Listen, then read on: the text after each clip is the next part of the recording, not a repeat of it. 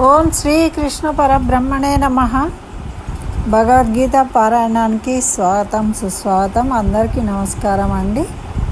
మనము నిన్నటి రోజు చక్కగా 54వ శ్లోకము సాంఖ్యయోగంలో తెలుసుకున్నాము. ఇన్ని శ్లోకాల తర్వాత అర్జునుడు ఒక ప్రశ్న అడిగిండు కృష్ణ భగవానుని, కేశవ, ఆత్మస్థితుడైన స్థితప్రజ్ఞుని లక్షణాలు ఏమిటి? మరి స్థితప్రజ్ఞుడు ఏం మాట్లాడతాడు, ఎట్లా కూర్చుంటాడు, ఎలా సంచరిస్తాడు, ఆయన వేష భాషలు ఎలా ఉంటాయి, మనం ఎలా తెలుసుకోవాలి అని అడిగిండనమాట. అడిగితే దాంట్లో ఉన్న విషయాలు ఏమిటి అంటే, మామూలుగా మనము స్థితప్రజ్ఞత అందరికీ ఉండదు కదా. మరి ఈ ఇతరులకు స్థితప్రజ్ఞుడికి ఉండే తేడా ఎలా తెలుస్తుంది, ఈయనకి స్థితప్రజ్ఞత ఉన్నది అని తెలుసుకోవాలి ఎలాగా అని అడిగాడనమాట అర్జునుడు. మనము చాలామందితో మాట్లాడుతూ ఉంటాం కదా, కొంతమంది మాట్లాడుతూ ఉంటే ఇంకా వినాలి వినాలి అనిపిస్తూ ఉంటుంది. వింటూ ఉంటాము కానీ మనకేం అర్థం కాదు. వినాలి అనిపిస్తుంది, అక్కడ కూర్చొని వింటాము, వినడంతా అయిపోతుంది కానీ మనకేమీ అర్థం కాదు, తర్వాత ఏమీ గుర్తుండదు కూడా. కొంతమందికి ఏమో వినాలని ఆసక్తే కలగదు, కొంతమందికి ఏమో వినాలని ఆసక్తి ఉంటుంది, వింటారు, అర్థం కూడా అవుతుంది. ఇట్లా రకరకాల ఉంటాయి కదా కోరికలు. మనస్సునందే ఉంటాయి, మనసు ఉంటుంది, మనసులో కోరికలు కలుగుతాయి. ఆ కోరికలకు తగినట్టు అది కార్యాచరణ తయారు చేస్తుంది. అప్పుడు బుద్ధి దానికి తగిన పని చేస్తుంది. అయితే మనసు చెప్పినట్టు చేయవచ్చు, లేకుంటే బుద్ధి దాని ఇష్టం ఉన్నట్టు కూడా దాన్ని మార్చేయనవచ్చు. అంతే కదండి, బుద్ధి కర్మానుసారిని కదా. అయితే మరి ఈ విషయంలో స్థితప్రజ్ఞుడు ఎలా ఉంటాడు మనకి ఎలా తెలుస్తుంది అనేది అడిగాడు. అడిగేది ఇప్పుడు ఈ 55వ శ్లోకంలో ఆ కృష్ణ భగవానుడు దానికి సంబంధించిన విషయాన్ని తెలియజేస్తున్నాడు. ఇది చాలా ఇంపార్టెంట్ అండి. మనకు కూడా ఇవే ఉంటాయి, మనకు అన్నీ అర్థమైనట్టే ఉంటాయి. కానీ నేను ముందు నుంచి చెప్తూనే ఉంటాను, తమిళ సినిమా చూసినట్టు అండి. ఎందుకంటే వాళ్ళు యాక్టర్లు, మనం తెలుగులో ఉంటారు, అందులో ఉంటారు. వాళ్ళు మాట్లాడే వేషం భాష అన్నీ చూస్తూ ఉంటే మనకి మొత్తం అర్థమైపోయినట్టే అనిపిస్తూ ఉంటుంది. కానీ అందులో ఒక ముక్క కూడా అర్థం కాదు, తెలుసుకుంటే మాత్రం. మళ్ళీ అలాగే భగవద్గీతలో మనం కోరికలు లేకుండా చెయ్యి, అది చెయ్యి, ఇది చెయ్యి అన్నీ చెప్పుకున్నప్పుడు ఓహో ఇంతే కదా మనం చేస్తూ ఉన్నాం కదా అనుకుంటూ ఉంటాం. కానీ అసలు మనము ఏ ఒక్కటి కూడా దాన్ని పాటించలేము. ఎందుకు అంటే నియంత్రణ అనేది లేదు, ఇంద్రియాల మీద నియంత్రణ అనేది మనము పెట్టలేము. ఎందుకంటే ఈ లౌకికమైన వాటి మీద ఉన్న వ్యామోహం కావచ్చు. మనకు వ్యామోహం లేకున్నా మనను వ్యామోహపరిచే విషయాలు చాలా ఉంటాయి. ఈ లౌకికంలో ఎన్నో చూస్తూ ఉంటామండి. వాటిని చూడడం వల్ల మనము వాటి మీద మోహపడే అవకాశాలు ఉంటాయి. అట్లా అవి అన్నీ కనబడ్డా కూడా మనం మోహపడకుండా ఉండడం అనేది ఎట్లా సాధ్యమవుతుంది, ఎలా ఉండాలి అనేది ఈ శ్లోకంలో తెలియజేస్తూ ఉన్నాడు. కాబట్టి మనం కొంచెం జాగ్రత్తగా అర్థం చేసుకోవడానికి ప్రయత్నం చేద్దాము. తర్వాత సాధన ఎలా చేయాలనేది తెలుసుకుందాం. ఇప్పుడు ఈ ముందైతే ఈ 55వ శ్లోకాన్ని చదువుదాం. ప్రజహాతి యదా కామాన్ సర్వాన్ సార్థమనోగతాన్ ఆత్మన్యేనాత్మనా తుష్టః స్థితప్రజ్ఞస్తదోచ్యతే అన్నాడు. అంటే మనోగతాన్ అంటే మనసులో ఉన్న సర్వాన్ సమస్తమైన కామాన్ కోరికలను ప్రజాహతి అంటే విడిచిపెడతాడో, ఎప్పుడు మనసులో ఉన్న సమస్తమైన కోరికలను విడిచిపెడతాడో తదా అప్పుడు ఏమవుతుందట అంటే నిశ్చల బుద్ధి గలవాడవుతాడు. అటువంటి వాడు సంతోషించి ఆత్మయందే ఆత్మచేత నిశ్చల బుద్ధి గలవాడై సంతోషించిన వాడై ఉండునో అతన్ని స్థితప్రజ్ఞుడు, నిశ్చల బుద్ధి కలిగిన వాడు అని చెప్తున్నారు. అంటే ఆత్మయందే ఆత్మ తనలో తను ఆనందపడేవాడు. స్థితప్రజ్ఞుడు అంటే ఎవరు అంటే పార్థ, మనస్సులోని సమస్తములైన కోరికలను విడిచిపెట్టి ఉంటాడు. ఏ కోరిక కోరుకోడైనా మరి తనలో తనే సంతోషిస్తూ ఉంటాడు. తనలో తనే ఆనందపడుతుంటాడు. కొంతమంది మన భాషలో చెప్పాలంటే వాళ్ళే నవ్వుకుంటూ వాళ్ళే ఉంటే మనం ఏమంటాం, పిచ్చోళ్ళు అంటాం. అది మనం చెప్పేది. కానీ భగవంతుడి అంటే అందరు స్థితప్రజ్ఞులు అలాగే ఉంటారా? వాళ్ళలో ఒక తేజస్సు ఉంటుంది. పిచ్చోళ్లకు తెలివి లేక వాళ్ళలో వాళ్ళు ఏవో చేసుకునే క్రియలు చూపెట్టడానికి స్థితప్రజ్ఞుడి ప్రవర్తనకు తేడా ఉంటుంది కదండి. ఒక నిజమైన మేధావికి యాక్టింగ్ చేసే అతనికి తేడా కనవాడా? అట్లనే తేడాలు ఉంటాయి, ఉండకపోవు. కానీ ఎవరైనా ఫస్ట్ కొంతమంది ఇప్పుడు చెప్తూ ఉంటారు ఇంటర్వ్యూలలో, వాళ్ళు బాబాలు అవుతారు, మళ్ళీ వాళ్ళు ఆశ్రమాలు నిర్మించుకుంటారు, మేము అది చేసినాం ఇది చేసినాం అని చెప్తారు. వాళ్ళందరూ ఏం చెప్తారు, మొదట నన్ను పిచ్చోళ్ళలాగా చూసిండ్రు మా ఇళ్ళల్లో అంటూ ఉంటారు. అంటే వాళ్ళు చేసే చేష్టలు నార్మల్గా బాహ్య ప్రపంచంలో అందరూ ఉన్నట్టుగా ఉండవు, డిఫరెంట్గా ఉంటాయి. కాబట్టి ఎవరికైనా గుర్తింపు రావడానికి కొంత టైం పడుతుంది. ఇప్పుడు రమణ మహర్షి కూడా పోయి ఆయన చిన్నప్పుడే ఏది లేకుండా వైరాగి అయ్యి వెళ్ళిపోయిండు అరుణాచలానికి. అక్కడ కూర్చోగానే ఆయన చాలా సిద్ధపురుషుడు, ఆయన ఆత్మజ్ఞాని అని పోయి ఆయన చుట్టూ ఎవరు చేరలేదు. ఆయన ఎన్నో రోజులు ఉండి అట్లా అప్పుడు ఆయనలో ఆ తేజస్సు కలిగిన తర్వాత అందరూ అతన్ని గుర్తించి ఆయన దగ్గరికి వెళ్ళడము, ఆశ్రమం ఏర్పాటు చేయడము, ఆయనకి అన్ని సేవలు చేయడము, ఇట్లా అన్నీ చేయడం జరిగిందనమాట. ఆయన ముందు కూర్చోగానే వెళ్ళి ఆహా ఎంత మంచిగా అయిన ఆత్మజ్ఞాని అని ఎవరు గుర్తించలేదు. ఆ ఆత్మజ్ఞానులను గుర్తించడం కూడా కష్టమే కదా. కాబట్టి ఇప్పుడు టోపియమ్మని కూడా ఆత్మజ్ఞాని అన్నారు. అంటే అక్కడ ఎవరుంటే వాళ్ళను ఆత్మజ్ఞానులు అనలేం కదా. అట్లా ఒకళ్ళు పిచ్చోళ్ళు, ఒకళ్ళు ఆత్మజ్ఞాని, వాళ్ళకు వీళ్ళకి తేడా లేదా? వాళ్ళను కూడా మనము వాళ్ళు అవధూతలు అది ఇది అని ఇప్పుడు ఎంత కాంట్రవర్సీ అయింది. అంటే మనకు తేడాలు తెలుసుకోవడం కోసమే ఇప్పుడు ఇక్కడ చెప్తూ ఉన్నాడు, విందాం. మనం ఏమని చెప్తూ ఉన్నాడంటే ముముక్షువులు అంటే వారు మోక్షాన్ని సాధన చేసేవాళ్ళు అనమాట. మోక్షం కోసం మోక్షానికి కోసమే వాళ్ళు, ముక్తిని పొందడం కోసమే వాళ్ళు సాధన చేస్తూ ఉంటారు. వాళ్ళు ముముక్షులు. వాళ్ళ లక్షణాలు ఎలా ఉంటాయో స్థితప్రజ్ఞుని లక్షణాలు కూడా ఏ విధంగా ఉంటాయట అని చెప్తూ ఉన్నాడు. అయితే మరి వాళ్ళ లక్షణాలు ఎట్లుంటాయి? సుఖం ఎక్కడ ఉంటుందండి? మనము కొన్ని వస్తువులు ఉంటాయి, కొన్ని వస్తువుల వల్ల మనం సుఖాన్ని పొందుతాం అనుకుంటాం. మనకు బాహ్యంగా కలిగే ఎన్నో వస్తువులు ఉంటాయి. ఇప్పుడు ఏసీ వేసుకొని కూర్చున్నాం, అబ్బా హాయిగా ఉంది. ఎంతసేపు ఉంటుందండి? కొంతసేపు అయిన తర్వాత రూమ్ అంతా చల్లగా అయిపోయి చలి పెడుతుంది. అప్పుడు ఏం చేస్తాం? నిండా కప్పుకుంటాం, చలి పెడుతుంది. అంటే ఆ ఏసీ వల్ల మనకు సుఖం ఎంతసేపు ఉన్నది? ఏదో కొంతసేపే ఉంటుంది. టీ తాగితే వేడి బాగుంటుందని తాగుతాం, తాగినంతసేపే ఉంటుంది, తర్వాత ఏముండదు. సినిమా చూస్తే ఆనందం అంటే చూసినంతసేపే ఆనందం ఉంటుంది, తర్వాత ఏముండదు.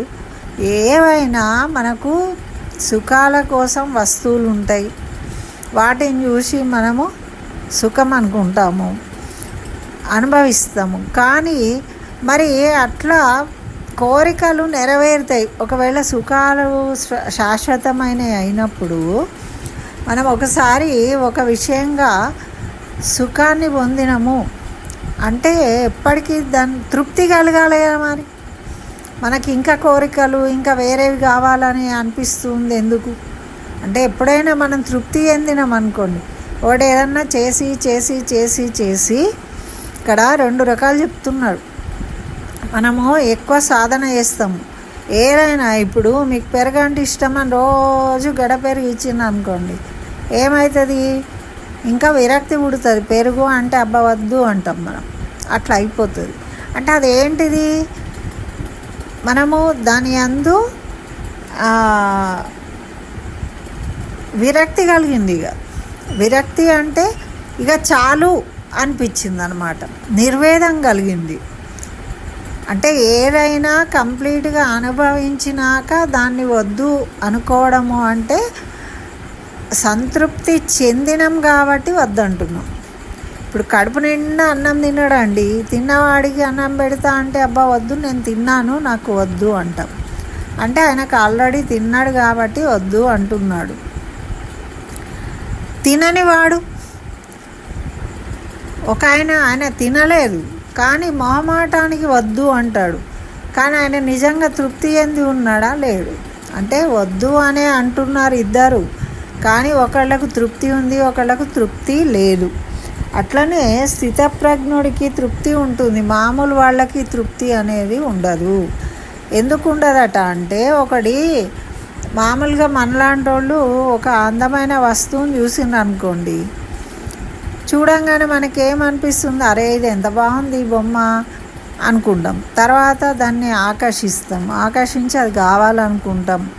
ఇక దాని వెనకాల పడతాం, అది మన ఇంటికి వచ్చేదాకా మనం దాని గురించి ఆలోచిస్తాం. అదే స్థితప్రజ్ఞుడు కూడా చూస్తాడు, కానీ దాన్ని చూసి ఆనందపడతాడు, చూస్తాడు, బాగుంది అనే ఆలోచన వస్తుంది, కోరుకుంటాడు కావాలని. కానీ అది అశాశ్వతమైనది శాశ్వతమైనది కాదు అని ఆయనకు తెలుసు కాబట్టి దాన్ని అక్కడనే వదిలేస్తాడు, దాని వెంట పరుగులు పెట్టాడు. ఇది తేడా. ఎలా సంచరిస్తాడు అంటే ఇలా సంచరిస్తాడు. స్థితప్రజ్ఞుడైన వాడు ఏది కనబడితే దాని వెంట పరిగెత్తాడు, ఏది పడితే అది కొనుక్కొని తినాడు, ఏది పడితే అది బాగుంది అని తీసుకోడు, ఏదంటే అది మాట్లాడాడు. ఏది అవసరమో ఏది మాట్లాడాలో అదే మాట్లాడతాడు. కొంతమంది చూడండి తక్కువ మాట్లాడతారు, వాళ్ళు పండితులు. ఎవరైనా మంచి ప్రజ్ఞావంతులు అవసరం ఉన్నది అడిగినప్పుడు చెప్తారు, కానీ సామాన్యులు వాళ్ళు అడగకముందే వీళ్ళు చెప్పేస్తూనే ఉంటారు. కొంతమంది ఇంటర్వ్యూలు కూడా చూస్తాం, యాంకర్లు కొంతమంది వాళ్ళే క్వశ్చన్లే పెద్దగా ఉంటాయి, అసలు చెప్పే ఆయన ఆన్సర్లే చిన్నగా ఉంటాయి, వీళ్ళే చెప్తుంటారు మొత్తం. అంటే మాకు తెలిసిన విషయాలన్నీ కూడా మీకు చెప్పేస్తాము, తర్వాత ఏదో ఒక ఎస్ఆర్నో ఆన్సర్ చెప్పండి అని ఇంటర్వ్యూలలో. కొంతమంది ఏమో షార్ట్ అండ్ స్వీట్గా క్వశ్చన్ అడుగుతారు, వాళ్ళు దాని గురించి ఎంతో ఆనందంగా వాళ్ళు ఆన్సర్ చెప్పగలుగుతారు. ఎందుకంటే వాళ్ళు సాధన చేసి ఉన్నారని కదా వాళ్ళని ఇంటర్వ్యూకి పిలిచినప్పుడు వాళ్ళు చెప్పగలిగే అవకాశం ఉండేటట్టు మనం టైం ఇవ్వాలి. కానీ మనమే ఇంత పెద్ద క్వశ్చన్ ఉంటుంది, దానికి ఎస్ఆర్నో ఆన్సరు ఇంటర్వ్యూలు ఎలా ఉంటాయండి. అట్లా ఇక్కడ దేనికి ఎంత వరకు తీసుకోవాలో అంతవరకే తీసుకోగలుగుతాడు స్థితప్రజ్ఞుడు. ఆ నియంత్రణ అనేది ఉంటుంది మనసులో. అది వస్తువు చూడంగానే కోరిక పుడుతుంది, కావాలని కోరుకుంటుంది.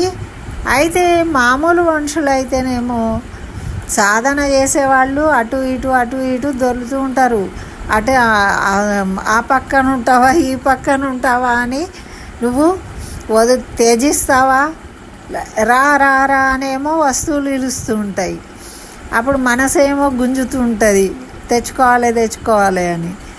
దాన్ని నియంత్రించి కాదు అని నిలబడగలిగే శక్తి, అదే నిశ్చల స్థితి కలగడము కష్టం. అయితే సాధన చేయకుండా కాదు, ఆ సాధన చేస్తూ ఉన్న వాళ్ళు అంత తొందరగా నిశ్చల స్థితి కలగదు కాబట్టి వాళ్ళు తొందరగా దానికి లోనైపోతారనమాట. లోనైపోయి ఆ సుఖాల కోసం దాని వెనుక పరిగెత్తుతారు. అదే స్థితప్రజ్ఞుడైన వాడు అంటే నిశ్చల బుద్ధి, మనసులో ఆత్మయందు నిశ్చల స్థితిని కలిగి ఉన్నవాడు ఏం చేస్తాడు? ఆ కోరికను అక్కడనే ఆపేసి మనసులో నుంచి తొలగించుకుంటాడు, జారగొట్టుకుంటాడు, మోసుకొని ఓడు. ఆ కోరికను మళ్ళీ ఇంటి దాకా, ఆశ్రమం దాకా, గుడి దాకా పట్టుకపోడుదని ఎక్కడైతే చూసిండో అక్కడనే ఇది మనకు అవసరం లేదులే అని వదిలేస్తాడు. అందుకని ఆయన ఆనందంగా ఉండగలుగుతాడు. దాన్ని వద్దు అని వదిలేసిండు కాబట్టి ఆనందంగా ఉండగలుగుతాడు. మనం కావాలి కానీ మనకు దొరకడం లేదు. అందని ద్రాక్షలు పుల్లన మనకు తెలుసు కదా, అవి అందలేదు కాబట్టి అవి పుల్లగా ఉన్నాయి అన్ చెప్తుంది. ఏమైందే నువ్వు ద్రాక్షలు తినలేవు అంటే దానికి అందలేదు అని చెప్పాలంటే సిగ్గనిపించి అవి పుల్లగా ఉన్నాయి కాబట్టి తినలేదు అని చెప్పే రకాలు కొంతమంది ఉంటారు, వాళ్ళకి చేతగాక. కానీ అది స్థితప్రజ్ఞత్వానికి కాదు. మనము దాన్ని ఆకర్షించి లోనయ్యి దానికి కావాలని కోరుకుని మళ్ళీ అది సరైనది కాదు అని దాన్ని వదిలించుకొని ముందుకు వెళ్తూ ఉన్నాం చూడు, అది నిశ్చల బుద్ధి అన్నమాట. కోరికలు కలుగుతూ ఉంటాయి, స్థిత ప్రజ్ఞుడికి కలుగుతాయి, ముముక్షువుకు కలుగుతాయి, సాధన చేసే వాళ్లకు కోరికలు కలుగుతాయి. కోరికలు లేకుండా ఉండవు, కోరికలు ఉండాలి. లేకపోతే ఇప్పుడు వీళ్ళకు కూడా ఏం కోరిక ఉంది? ఆత్మ జ్ఞానం తెలుసుకోవాలనే కోరిక ఉంటేనే కదా తెలుసుకుంటున్నారు. అయితే ఏది తెలుసుకోవాలి, ఏది శాశ్వతము అనేది తెలుసుకుని దాని గురించే వాళ్ళు సాధన చేస్తారు. ఒకటే దాని గురించి, ఆ ఒక్కదాని గురించి సాధన చేయడం వల్ల వాళ్ళు తృప్తిని చెందుతారు. ఇప్పుడు ఐస్ క్రీమ్ తినాలనుకున్నావు, తినాలనుకొని ఎంత తినాలనుకున్నావో అంత తింటే నీకు తృప్తి కలుగుతుంది. తర్వాత ఇక దాని మీద మోహం అనేది అప్పుడు ఉండదు. కానీ మళ్ళీ వారం రోజులు అయినాక మళ్ళీ తినబుద్ధి అవుతుంది, మళ్ళీ పోతావు. ఒకసారి నీకు జ్వరం వచ్చింది, ఐస్ క్రీమ్ తినద్దిగా అనుకుంటావు. కానీ మళ్ళీ వారం జ్వరం తగ్గినాక మళ్ళీ ఐస్ క్రీమ్ చూడంగానే తినాలని బుద్ధి పుడుతుంది. మళ్ళీ నువ్వు నిగ్రహించుకోలేవు, మళ్ళా తినడానికి పోతావు. అయితే కొంతమంది వాళ్ళకి పడదు మనకు అన్నప్పుడు అది ఎంతమంది తింటూ ఉన్నా సరే వాళ్ళు నిశ్చలంగా తినకుండా ఉంటారు. అది నిశ్చల బుద్ధి. అట్లా ప్రతి విషయంలోనూ నిశ్చల బుద్ధి ఉన్నప్పుడు అది స్థితప్రజ్ఞత అవుతుంది అని ఇక్కడ మనకు ఈ శ్లోకం ద్వారా తెలియజేస్తున్నాడు అన్నమాట. మళ్ళీ స్థితప్రజ్ఞత్వం సిద్ధించిన తర్వాతనే వాళ్ళు ఏం చేస్తారు? వాళ్ళు ఏం చేయాలనుకున్నారో చేస్తారు. అప్పుడు ఇప్పుడు మహర్షులు వాళ్ళు ఉంటారు, వాళ్ళు ఏం చేస్తారు? లోక కళ్యాణం కోసము కొన్ని క్రతువులు చేయొచ్చు, లేకుంటే పుస్తకాలు రాయొచ్చు, లేకుంటే బోధనలు చేయొచ్చు, ఉపదేశాలు ఇవ్వచ్చు, అట్లా చేయొచ్చు.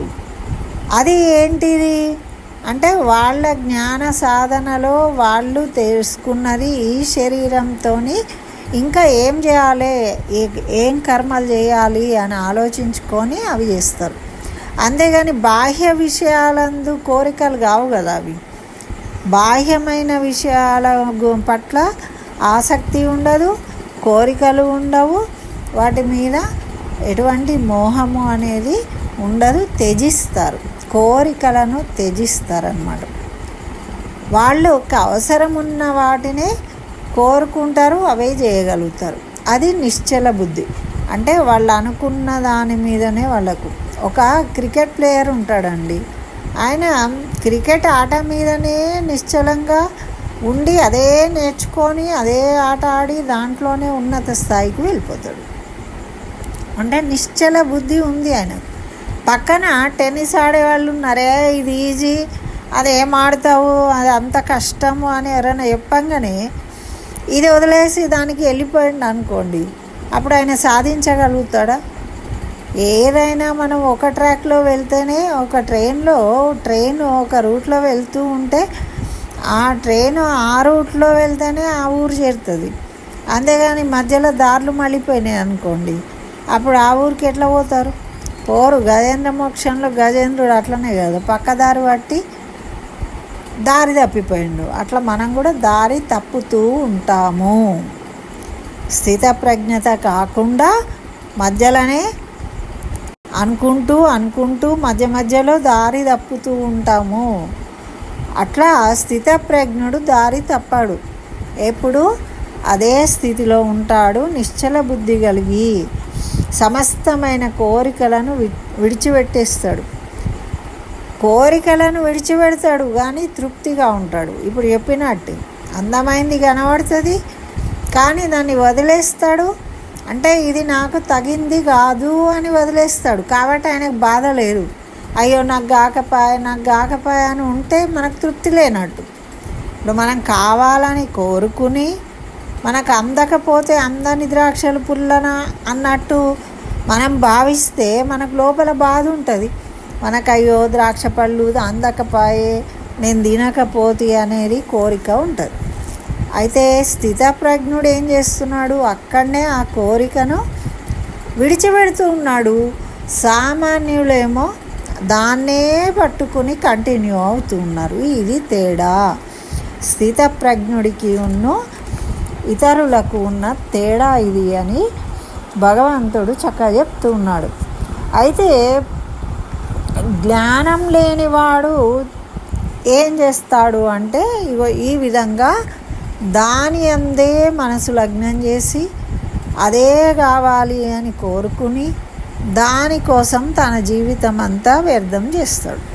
మరి ఇంతకీ ఆయన సుఖపడతాడా, తృప్తి పడతాడా అంటే లేదు.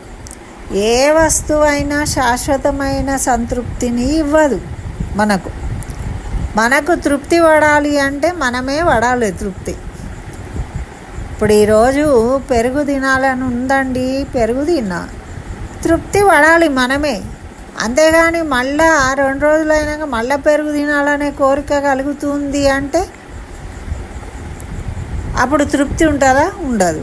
అంటే కోరికలను నియంత్రించుకోవాలి. ఒకసారి చేసినామండి ఈ శరీరంతో ఎన్నిసార్లు పప్పన్నం తిన్నాం, ఎన్నిసార్లు బిర్యానీ తిన్నాం, ఎన్నిసార్లు పూరీలు తిన్నాం, ఎన్నిసార్లు దోశలు తిన్నాం. ఎంత కాలం తింటామండి, ఎన్ని రోజులు తింటాము. ఆ తిండి పట్ల మనము ఏం మస్తుగా తిన్నాము, ఏముంది ఇప్పుడు అని కోరికలను తొలగించుకోవాలి, విడిచిపెడుతూ ఉండాలి. ఇప్పుడు కూడా ఉల్లిపాయలు వేసుకొని మసాలా దోశ తినాలి అని మనం కోరుకుంటాం. ఎందుకండి ఇన్నేళ్ల నుంచి ఎన్నోసార్లు తిన్నాం, ఎన్నో వందల సార్లు తింటున్నాం. మనం 100 సార్లు తిన్నా కూడా మళ్ళీ అదే కోరికలు కోరుకుంటున్నాం. ఎక్కడ ఎండు పెడతలేము ఇక దానికి. ఇక అయిపోయింది, మనం తినేసినాం కదా, ఇన్ని రోజులు తిన్నాము, ఇప్పటి నుంచి ఇక మానేద్దాము అనుకోవాలి కదా. అది అనుకోవడానికి మనం ఇంద్రియ నిగ్రహం అనేది ఉండాలి. అలా సాధన చేయాలి. సాధన ఏం చేయాలి? అది ఉన్నా కొంతమంది ఎదురుగా కనబడకుండా ఊహించుకొని అటువంటి తినాలి అని మరీ కోరుకొని తింటారు. ఇంకా పైగా ఏం చెప్తారండి, ఉన్నదొక్కటే జీవితము, ఈ జీవితంలో మంచి ఉన్నంత సుఖపడాలి అంటూ ఉంటారు.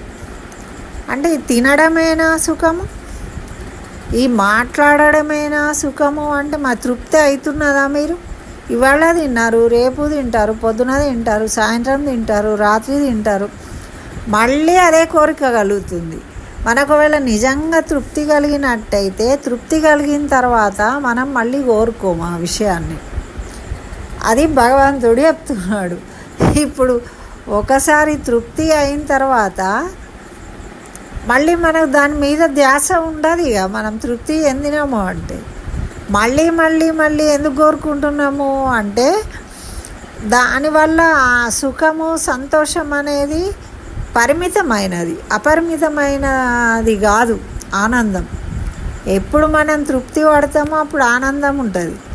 మరి మనకు ఆనందం లేదు, మళ్ళా తెల్లవారు మళ్ళా తినాలనే కోరిక కలుగుతుంది. ఎందుకు కలుగుతుంది అంటే అది ఇచ్చే సుఖం కానీ సంతోషం కానీ చాలా చిన్నదనమాట.